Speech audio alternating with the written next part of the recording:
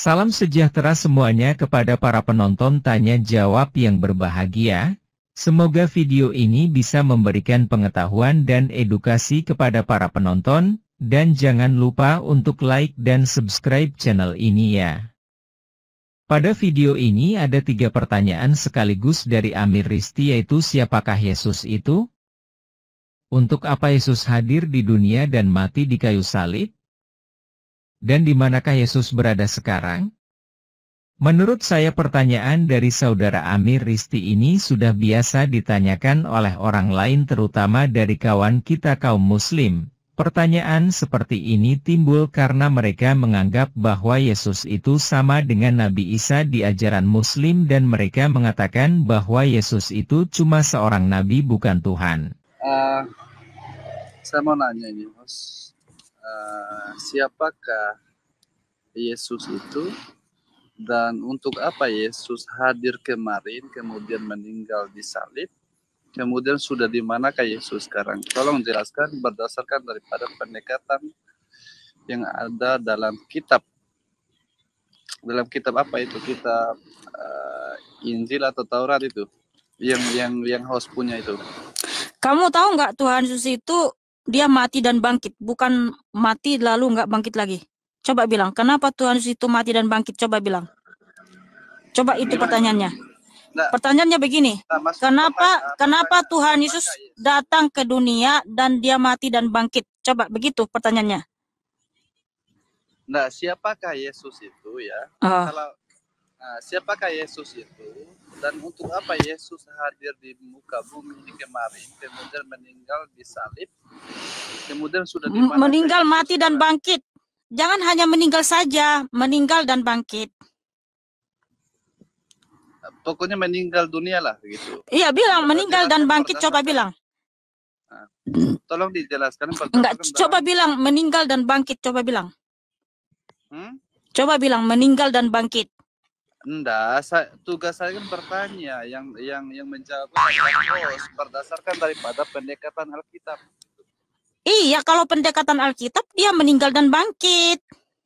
Jangan merokok kamu, Aduh, tolong. Iya, sorry. Aduh. Jelaskan dulu, host. Coba bilang meninggal dan bangkit. Enggak, jelaskan dulu siapakah Yesus itu. Loh, Tuhan Yesus itu kalau kamu bertanya sesuai dengan pendekatan Alkitab, kamu harus bertanya meninggal dan bangkit. Oh iya, aja. Pokoknya untuk apa Yesus hadir di bumi ya? Kan hanya sebentar itu. Hanya sementara Yesus hadir di bumi. Untuk apa gitu kan? Dan sudah di manakah sekarang gitu. Tuhan Yesus datang ke dunia ini yang pertama untuk menyelamatkan Yesus? Siapa Tuhan Yesus? Iya, biar saya jawab ya. Tuhan ini host ini. Nggak bisa jelaskan guys. Biar saya jelaskan ya. Biar saya jelaskan. Ayo jelaskan host. Tuhan kamu yang mau menjelaskan gitu? Enggak sih, saya kan mau bertanya, mau nanya ini. Tuhan Yesus itu adalah Allah yang Maha Kuasa, pencipta langit dan bumi. Yohanes 1:3, Kolose 1:16. Tuhan Yesus adalah yang awal dan akhir, tidak ada Allah selain Dia. Yesaya 44:6, Wahyu 1:8, Wahyu 1:17-18. Untuk apa Tuhan Yesus datang ke dunia? Untuk menyelamatkan umat manusia, yaitu menebus kita dari kutuk kematian. Karena tidak ada yang bisa menebus kita dari kutuk kematian selain Tuhan itu sendiri.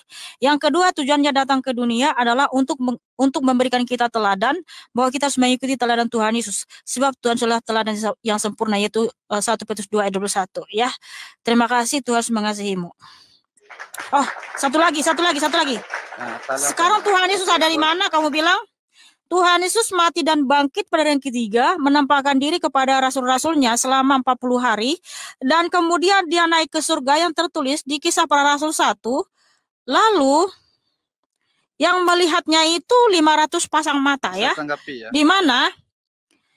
1 Korintus 15:6. Sesudah itu ia menampakkan diri kepada 500 lebih saudara sekaligus. Kebanyakan dari mereka masih hidup sampai sekarang, tetapi beberapa di antaranya telah meninggal ya. Jadi yang melihat Tuhan Yesus itu bangkit dari kematian lebih dari 500 orang, dan yang melihat Tuhan Yesus naik ke surga lebih dari 500 orang. Jadi saksinya sangat banyak, saudaraku. Bangkit dari kematian ya, oke. Menurut saya jawaban dari Mihana untuk pertanyaan ini sudah sangat jelas sekali. Dia dapat menjawab satu persatu pertanyaan yang ditanyakan oleh saudara Amir Risti ini dengan jelas beserta alasan dan bukti-bukti yang ada maupun dari faktor sejarah dan saksi-saksi. Jadi hal ini yang membuat jawabannya tak terbantahkan. Jawabannya lihat ayat di Alkitab. Yohanes 1:3 segala sesuatu dijadikan oleh Dia dan tanpa Dia tidak ada suatu pun yang telah jadi dari segala yang telah dijadikan. Kolose pukul 1:16 karena di dalam Dialah telah diciptakan segala sesuatu, yang ada di sorga dan yang ada di bumi, yang kelihatan dan yang tidak kelihatan, baik singgasana, maupun kerajaan, baik pemerintah, maupun penguasa. Segala sesuatu diciptakan oleh Dia dan untuk Dia. Yesaya 44:6 beginilah firman Tuhan, Raja dan Penebus Israel, Tuhan semesta alam, Akulah yang terdahulu dan Akulah yang terkemudian, tidak ada Allah selain daripadaku.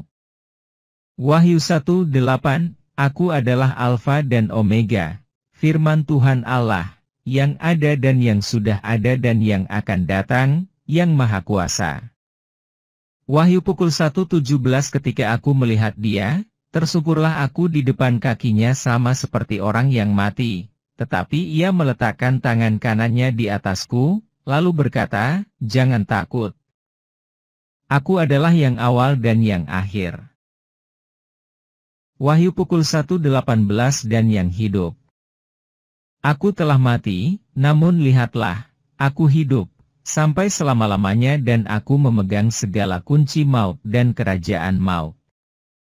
1 Korintus 15:6 sesudah itu ia menampakkan diri kepada lebih dari 500 saudara sekaligus, kebanyakan dari mereka masih hidup sampai sekarang, tetapi beberapa di antaranya telah meninggal.